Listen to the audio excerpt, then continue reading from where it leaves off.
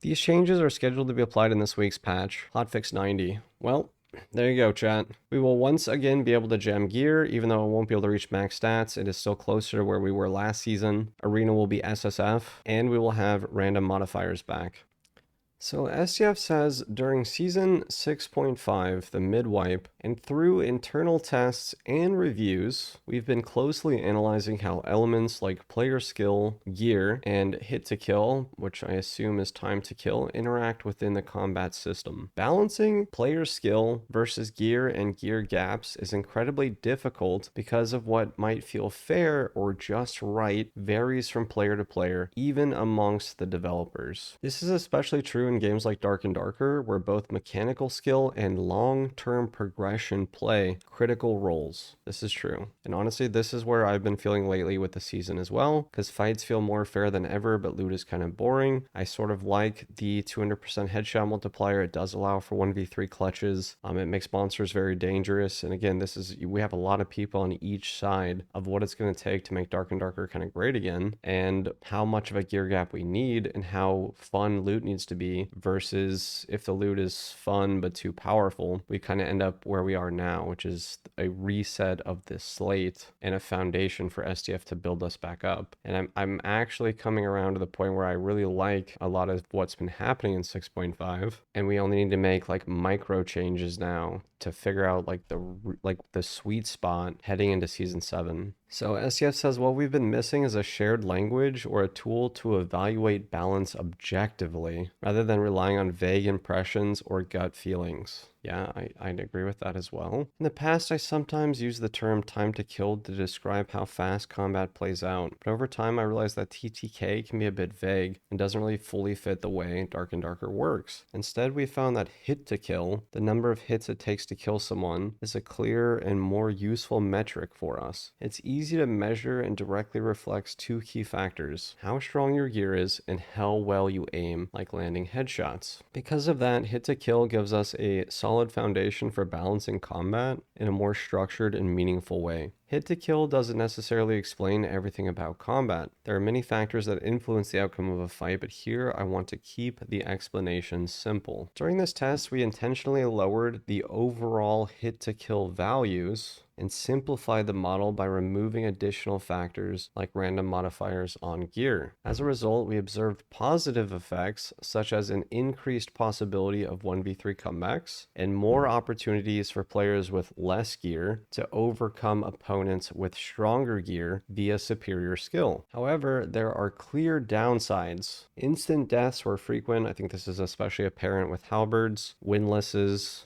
even crossbows. The Sork Freeze and Elemental Bolt is insta death. And this particular instant death case are not suitable for Dark and Darker, where players carry items accumulated over multiple rounds. So the Battle Royale style hit to kill, time to kill, he's saying doesn't quite work for Dark and Darker because it is an extraction game. New players often died from monsters in one hit, increasing the likelihood of quitting before learning the game. This is ironic considering how many times I died from one hit and Morty died from one hit. All these players with 10,000 hours just constantly getting one shot by skeleton crossbowmen. Every boss was one shotting. You're trying to fight somebody and a random skeleton just walks up and headshots you with a sword or spear and you die. Through the test, I confirmed that the solution I sought was not simply a lower hit to kill, but rather sufficient room for players to reduce hit to kill through their own skill. The basic principles we aim for in combat balance going forward are as follows. Uh-oh.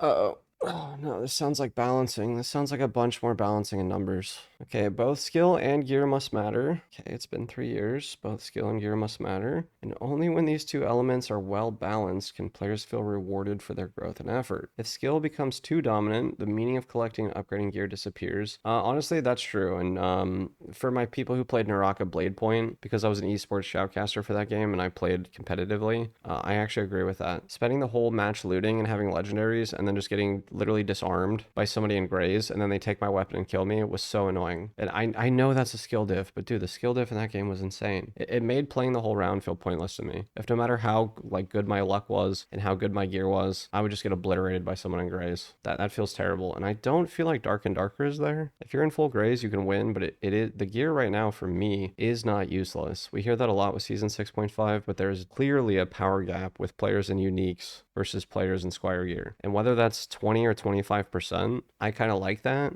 Personally, I've become fond of the equalized combat or like sub-equalized combat. Plus, it's easy enough to get gear where within 1 or 2 rounds, you're competitive. But let's see where we're going to go with this. So conversely, if gear becomes too powerful like last season, you know, with the plus all and plus 21 true damage where you're literally one-shotting people, the game turns into a simple stat check. Yeah, you know, they have 220 health, 330 move speed, and 21 true damage, and they're actually one-shotting. So when the game turns into a stat check, this reduces opportunities for skilled players to make comebacks or showcase their abilities. Hit to kill should be maintained at an appropriate level, allowing players who perform well, like landing headshots, to reduce the amount of hits it takes to kill somebody and increase their chances of victory. Okay, this is a lot of generic stuff so far. Gear differences must have clear meaning, as this creates the fun of loot progression in the game. However, if the gap is too large, it requires too many gear brackets, making it impossible for skilled players to overcome the difference. This needs to be tuned to a reasonable level. Okay. Gear aspect will need to maintain an appropriate amount of hits to kill in fights between players with similar gear, and recognize the hit to kill differences caused by gear gaps as a unique feature of the game. Skills need to be rewarded by allowing precise actions like headshots to have higher damage, which will give the skilled players a meaningful advantage, but even with the gear gap, skilled players need opportunities to catch up without undermining the value of gear. Oh, here we go. I feel some meat coming. We've prepared an appropriate hit to kill value for the upcoming patch and adjusted it so that players can reduce hit to kill through skillful play to a satisfying degree. I hope this will satisfy most of the players. Since there's no longer a need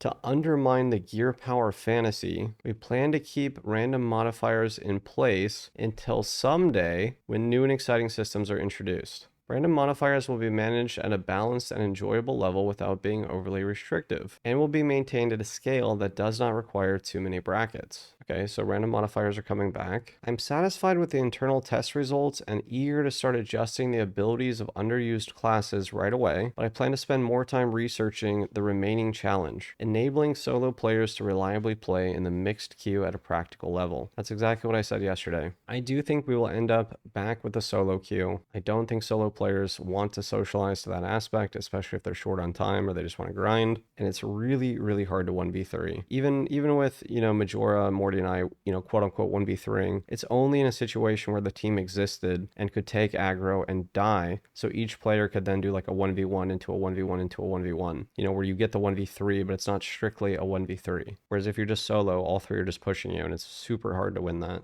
Nigh on impossible. But the removing of nameplates in High Roller was helpful, but I don't think it was helpful to the degree that makes it so solos really stand a chance. It was a good change, but I don't know how many other changes he has. But SDF said he had several things in line in the works that he wanted to test before he brings back solo queue, and if and when he brings back solo queue, he will balance the solo dungeon for solos specifically. So it will be easier to boss, there should theoretically be less monsters, and slightly less mechanics for each of the bosses. And that's good. I think a lot of us want that, but I'm also willing to see what else he has. Again, this is season 6.5. This was like the test branch server coming to live to make these changes. So I think this is overall good. And by season 7, we'll either have solos with enough viability to play in the mixed queue, or we'll be back to solo queue. And I think either way, you know, I'm curious to see. I'm pretty sure, I'm willing to bet that we're going to get solo queue back. But, you know, I think that even if we get solo queue back, the no nameplates in HR is actually a good change. So that got us here, and here is better than where we were, as long as we bring back some of the things that we had before. So now we're getting random modifiers, possibly a solo bracket that's balanced for solos, and both of those things will be good changes. This will be the final challenge that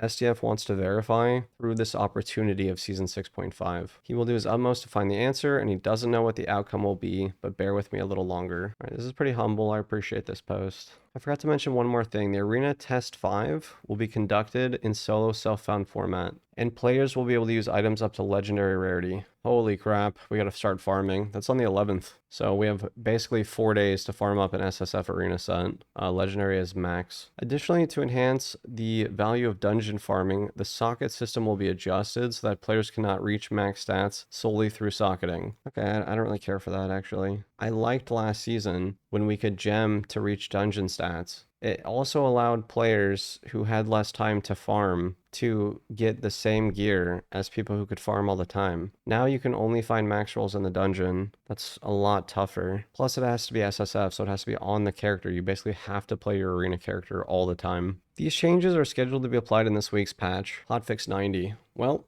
there you go, chat. We will once again be able to gem gear, even though it won't be able to reach max stats. It is still closer to where we were last season. Arena will be SSF, and we will have random modifiers back. The reason solo self-found was not maintained recently in the arena was due to accessibility concerns. However, since we have now created more opportunities for players to overcome gear deficiencies with skill, we plan to retest the SSF format. The arena must be clearly linked to the dungeon farming loop, and the significance of dungeon farming should be preserved at a high value. Okay, I agree with that. I agree with that, and honestly, we have 5x loot, so it is easier than ever to find loot. The interesting thing is that we're going into Arena Test 5 as SSF sometime around when we get random modifiers back on gear. So it's sort of interesting. What that I think means is that you have to start farming now and just hold all the legendaries and hope that once gear gets random modifiers, all those random modifiers will be applied to gear in your stash. Right? So they will be retroactively adding modifiers to gear. And at that point, you would need multiple pieces of legendaries in the hopes that they all max roll. So that's actually very interesting. It gives a lot of people a reason to play now if they want to be part of the arena and if they want to see the upcoming changes, which is, again, a return to random modifiers. The gemming system will be back, but dungeon gear will roll higher than gems will allow. That also means all the crafting gear will be really good again and expensive as hell. And then I don't know what they're doing with HTK. Like, it's an appropriate HTK value. Like, I guess we'll see what happens, because I feel right now we actually have a pretty decent HTK, other than the fact that I think ranged weapons are pretty oppressive. But everything's strong to me right now. Melee strong, range is strong, and magic is strong. But it seems like the time to kill is too fast, especially when it comes to monsters one-shotting players. I agree with that. So we'll see what happens. I mean, this is a huge news and a huge patch on the way for Dark and Darker. Looking good.